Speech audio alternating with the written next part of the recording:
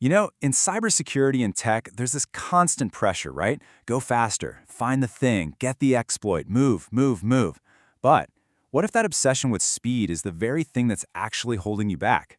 Today, we're going to flip that idea on its head and explore a core part of the hacker's mindset. To actually move faster, you first have to learn to slow way, way down. And yeah, this quote, it just nails the problem, doesn't it? You see a path that looks easy, a potential answer just sitting there, and your gut instinct is to just jump right on it. You think you're being efficient, you think you're saving time, but really, you just end up chasing dead ends and getting totally stuck. We're here to talk about how to break out of that cycle for good. All right, so let's dig into this thing I call the speed trap. It's that voice in your head that says immediate action is always better than thoughtful analysis. And let's be honest, it's a super seductive trap that's incredibly easy to fall into, especially when you're under pressure. So what really happens when we fall for this? I mean, this isn't just some theory, right? Rushing has real, tangible, and honestly super frustrating consequences that I'm betting many of you have felt firsthand. And you can see the disconnect right here. On one side, you have the goal. It looks simple, right? A straight line from A to B, but the reality of a rushed approach. It's that tangled mess on the other side. You spend hours, maybe even days, just throwing exploits at a target based on a hunch, only to find out your very first assumption was totally wrong. What do you get? A messy process, weak evidence, and a whole lot of wasted time. And this all boils down to one really important question you gotta ask yourself. When you start down a path, are your notes, is your actual evidence solid enough to justify the time you're about to sink into it? Or are you just taking a wild guess? Because let me tell you, without a solid evidence trail, you're not hacking, you're just hoping.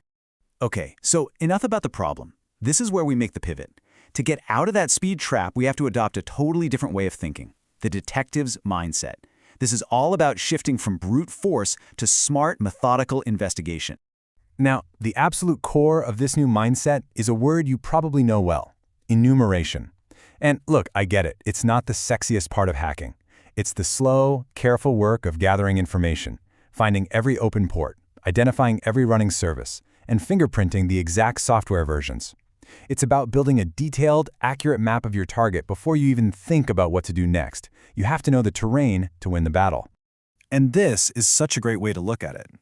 That first Nmap scan you run, the output from that first directory brute force, that's not the final answer. It's not the verdict. It's just the first, very rough draft of your map. It's filled with clues and potential leads, and every single one of them has to be investigated and confirmed. So here's the bottom line, right? When a tool tells you a server is probably running a specific version of some software, that is not a permission slip to immediately go find an exploit for it. It's a clue. And your job as the detective is to validate that clue. Prove it's true before you ever act on it. All right, so the why is clear. We get the mindset. But what about the how? How do we actually put this into practice? Well, that's what this next part is all about. Building an enumeration-first workflow. This is the practical game plan. So what does this actually look like day to day? When you're in the weeds. How do you turn this detective mindset into a repeatable process that actually gets you results? Well, it looks a lot like this. Number one, you consciously, deliberately slow down during discovery. You have to fight that urge to jump the gun. 2, you validate everything. Is that port really open? Is it running the service you think it is? Prove it. 3, you get surgical with fingerprinting versions.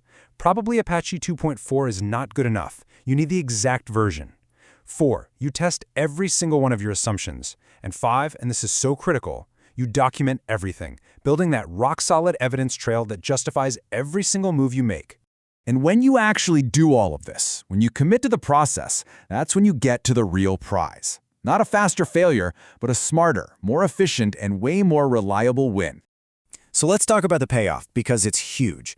When you spend more time on solid enumeration, your actual exploitation phase shrinks. It becomes tiny because you know exactly what to do. Your whole process is cleaner, it's logical, and it's incredibly easy to defend in your notes or explain in a report. Ultimately, this slow, methodical approach is what reveals the actual shortest path to success, the one that's based on facts, not on fantasies. If there's one thing to take away from all this, it's this idea right here. If you find yourself just banging your head against a wall over and over again, the answer probably isn't to just hit it harder. The answer is to step back, adjust your focus, and learn to see the problem more clearly. The solution is almost always right there, hiding in plain sight, just waiting for a good detective to come along and uncover it. So I'll leave you with this question to think about the next time you feel stuck. Is the most useful next step really to try harder with the same broken approach? Or is it to slow down, clear away all the noise and all the assumptions, and just rewrite the field so the truth of the system has a little room to breathe? That, right there, is the hacker's mindset.